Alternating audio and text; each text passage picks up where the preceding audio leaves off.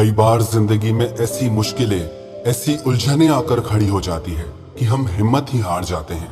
कोई रास्ता ही नहीं दिखाई देता, समझ ही नहीं आता कि हमारी जिंदगी में ही इतनी परेशानियां, इतनी तकलीफें, इतनी उलझनें क्यों हैं आखिर? क्यों हमें ही इतना दुख मिलता है? हमने क्या बिगाड़ा है किसी का? क्यों हमारे साथ हमेशा गलत होता है? जब भी आपकी जिंदगी में ऐसा वक्त आए ना, तो ये 3 कहानियां आपको बहुत ताकत देगी, आपको हिम्मत देगी और आपको आपकी उलझनों से बाहर निकलने का रास्ता दिखाएंगी।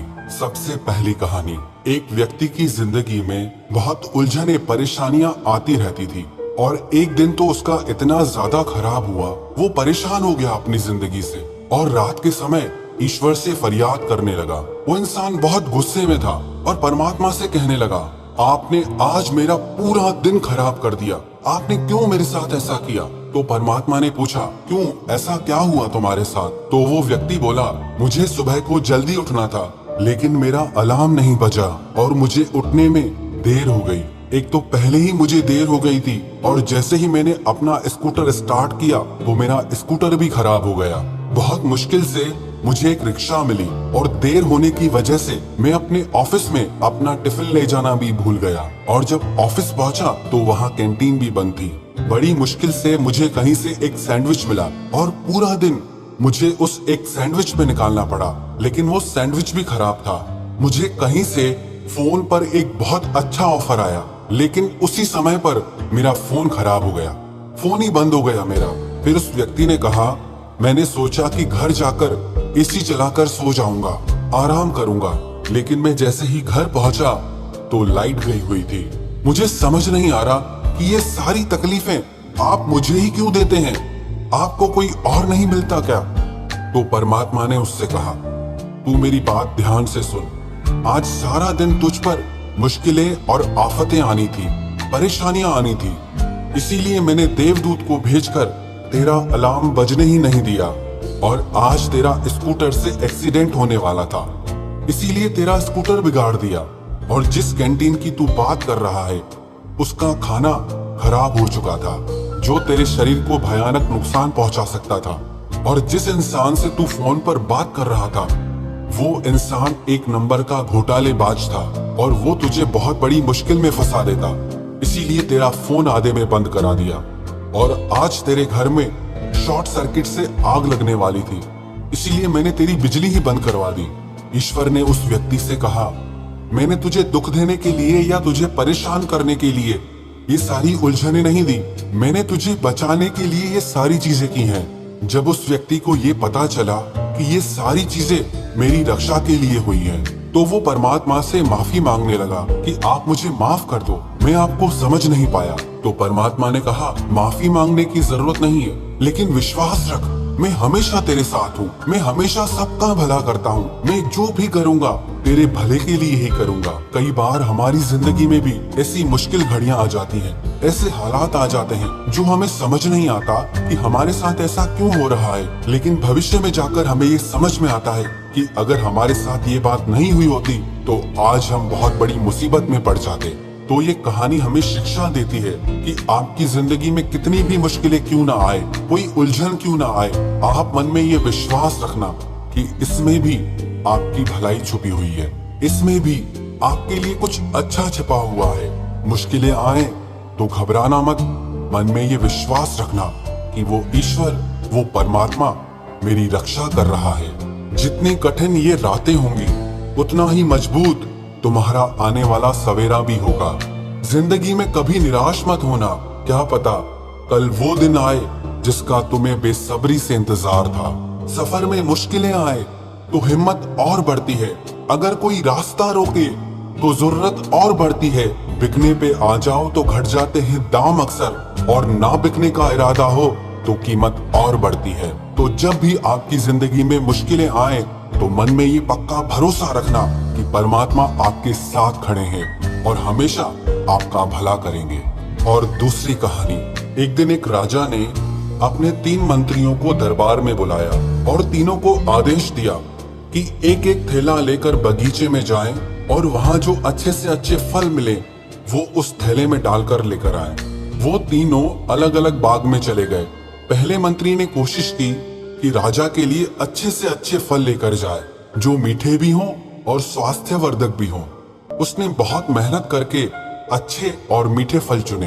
दूसरे मंत्री ने सोचा कि राजा कौन सा हर फल को चेक करने वाला है, तो उसने जल्दी जल्दी में कुछ अच्छे फल और कुछ सड़े गले फल उस थैले में डाल दिए।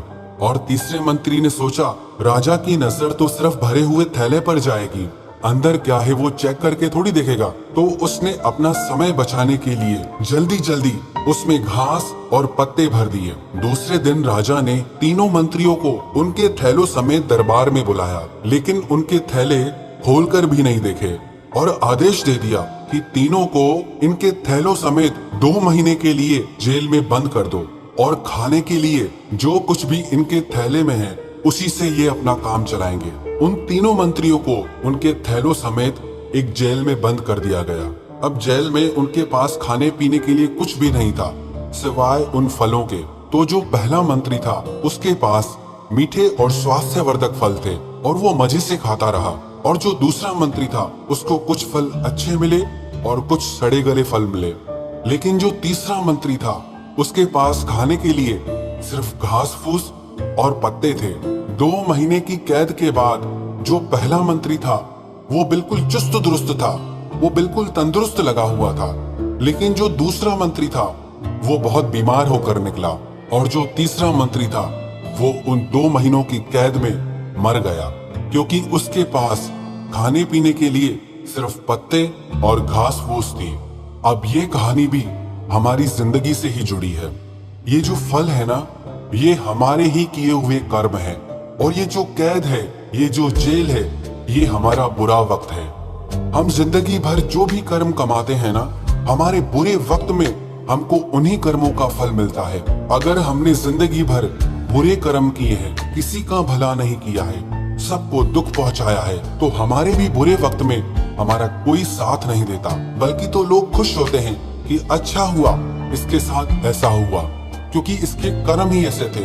लेकिन जो इंसान सबका भला करता है, सबके साथ अच्छा करता है, जब उसके ऊपर मुसीबत आती है, मुश्किलें आती हैं, तो वो कर्म किसी न किसी इंसान के रूप में उसे जरूर वापस मिलता है।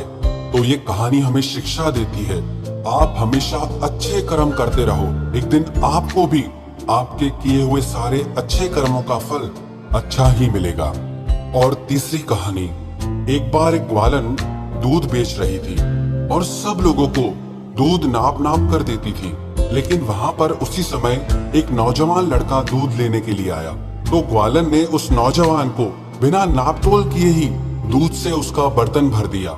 वहीं थोड़ी दूर पर एक साधु हाथ में माला लेकर मनकों को गिन गिन कर माला फेर रहा था।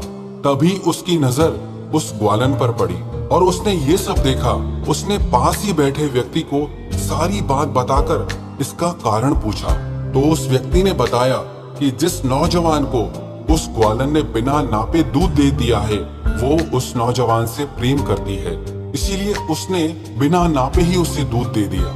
ये बात उस महात्मा के दिल को छू गई कि एक दूध बेचने वाली ग्वालन जिससे प्रेम करती है तो उसका हिसाब नहीं रखती, और मैं जिस ईश्वर से प्रेम करता हूँ उनका नाम माला में गिन गिन कर लेता हूँ, मुझसे तो अच्छी वो ग्वालन है।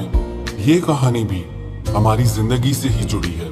हम भी जिनसे प्रेम करते हैं, हमें उनके साथ हिसाब किताब नहीं रखना चाहिए, क्योंकि जहाँ हिसाब किताब होता है ना, वहाँ प्रेम नहीं होता, और जहाँ प्रेम होता है वहाँ कैसा हिसाब किताब।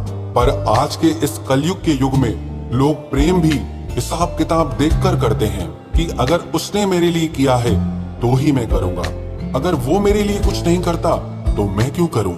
ये प्रेम नहीं है, ये व्यापार है। इसीलिए हमारे रिश्तों की मधुरता खो गई है, इसीलिए हमारे रिश्तों में वो प्रेम कहीं खो गया है। तो ये कहानी हमें शिक्षा देती है, अगर आप अपने रिश्तों में प्रेम बढ़ाना चाहते हैं तो किसी भी तरह का हिसाब किताब करना छोड़ दो कि उसने क्या किया, आपने क्या किया, वो क्या करता है, आप क्या करते हैं। अगर आप किसी से प्रेम करते हो तो बस निस्वार्थ होकर उससे प्रेम करते रहो। आशा है ये तीनों कहानियां आपकी जिंदगी को एक नया मार्गदर्शन देंगी, आपके रिश्तों में प्रेम भरेंगी और आपकी जिंदगी में खुशी और शांति लेकर आएंगी।